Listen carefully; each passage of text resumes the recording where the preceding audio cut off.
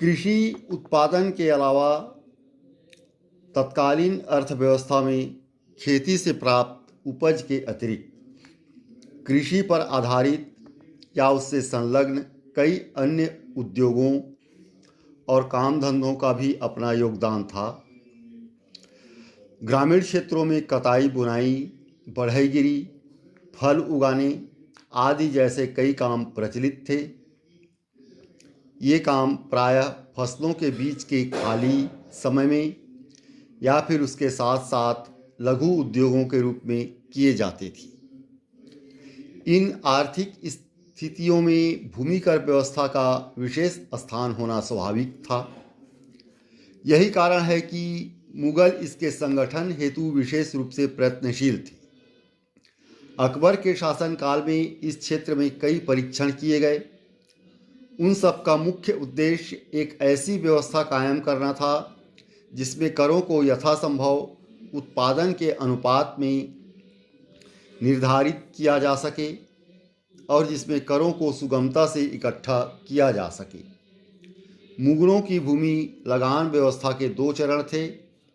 पहला चरण लगान निर्धारित करने का था और दूसरा चरण लगान वसूल करने का था। जमा शब्द का अर्थ था आंका गया कुल लगान, जिसे किसी व्यक्ति को राज्य को अदा करना होता था। हासिल शब्द का अर्थ था राज्य द्वारा वसूल की गई वास्तविक राशि। हासिल कभी कभी जमा के बराबर ही होता था। शेर शाह के शासन के पहले लगान निर्धारण के दो तरीके मौजूद थे, गल्ला बख्शी और कनकूत। कनकूत लगान निर्धारित करने का अपेक्षाकृत ज़्यादा परिष्कृत तरीका था। शेर शाह ने कनकूत में थोड़ा सुधार किया और सुधार के बाद कनकूत जब्ती में परिवर्तित हो गया। कनकूत में हर फसल पर राई निर्धारित की जाती थी, किंतु जब्ती प्रणाली के माध्यम से एक मानक समय सारणी पेश की गई। इसमें इस बात पर ध्यान नहीं दिया जाता था कि वास्तव में कितनी उपज हुई। जब्ती में इस बात पर ध्यान दिया जाता था कि कुल कितने क्षेत्र में बुआई की गई। सूची में प्रत्येक फसल के लिए अच्छी, मंझौली और खराब उपज दर्ज की जाती थी और उसके बाद उनका औसत निकाला जाता था।